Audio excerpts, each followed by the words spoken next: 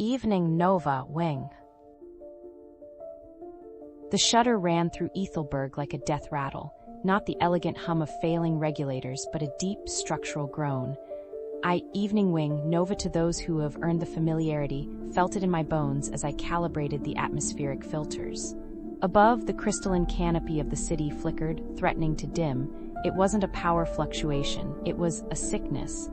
Old man Tiber, the chief engineer, was already shouting orders, his voice cracking with a fear I hadn't heard in decades. Nova status report on Sector Gamma filters. Now, the filters were failing, all of them. And not from age, but from something corrosive eating away at the bioluminescent algae that powered them. Ethelberg was dying, and I had no idea why.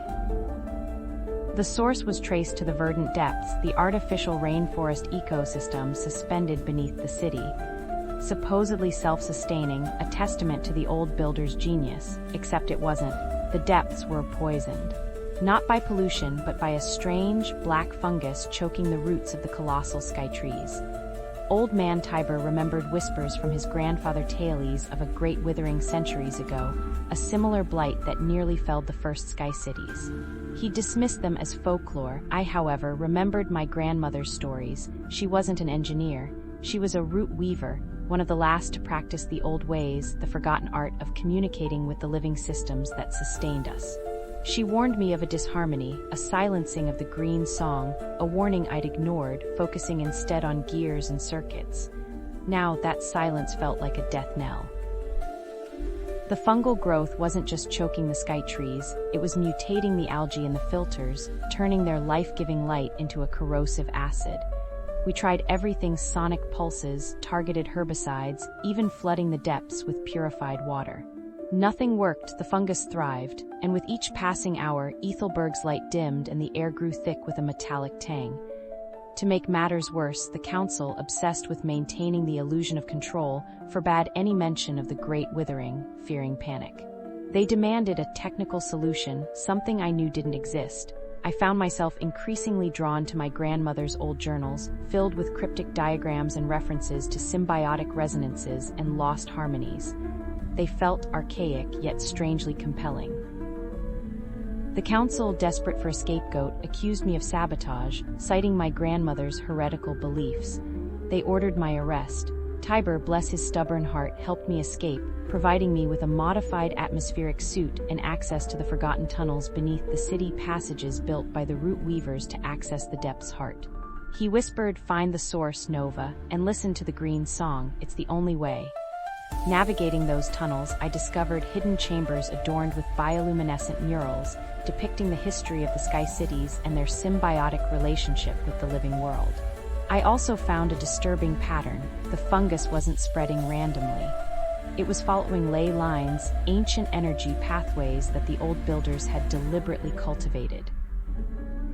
The ley lines led me to a colossal, pulsating heartwood at the center of the depths, the nexus of all life in Ethelberg. And there, embedded within the heartwood, I found it, a metallic shard, radiating a dissonant energy. It wasn't natural, it was a fragment of a crashed starship, from a time before the sky cities, a time when humanity hadn't learned to live in harmony with nature. The shard was poisoning the heartwood, disrupting the ley lines, and fueling the fungal growth. A flashback flooded my mind, my grandmother teaching me to listen to the green song, to feel the interconnectedness of all living things. She'd told me about the silent scars, remnants of the old wars, scattered across the world, capable of disrupting the planet's delicate balance. I realized then that the fungus wasn't the enemy.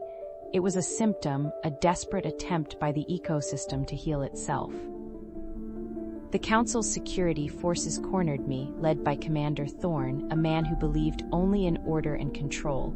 "You're under arrest, Wing. Your sentimental nonsense has gone on long enough." But I wasn't focused on them. I was focused on the heartwood, on the dissonant energy radiating from the shard. Using a modified sonic resonator, a tool my grandmother had designed, I began to amplify the green song, channeling the life force of the depths into a focused beam. The energy overloaded the shard, causing it to fracture and release a wave of dissonant energy. For a moment, everything went silent. Then, the depths erupted in a symphony of bioluminescence. The fungus recoiled, its growth slowing, then stopping. The green song, amplified by my resonator, washed over the depths, restoring the harmony. Thorn and his forces stood stunned, their weapons lowered. The shard was removed and contained. The depths slowly began to heal, the fungal growth receding. Ethelberg's light returned, brighter than before. The council, humbled and chastened, reluctantly acknowledged the importance of ecological balance. They established a new department, the Symbiotic Harmony Initiative, dedicated to preserving and restoring the natural systems that sustained us. I was appointed its director. The experience changed me. I still work with gears and circuits, but now I also listen to the green song. The scars of the past remain, a reminder of our mistakes, but they are also a testament to our resilience. Ethelberg is not just a city in the sky. It's a living organism, and we are all interconnected, bound together by the delicate harmony of life.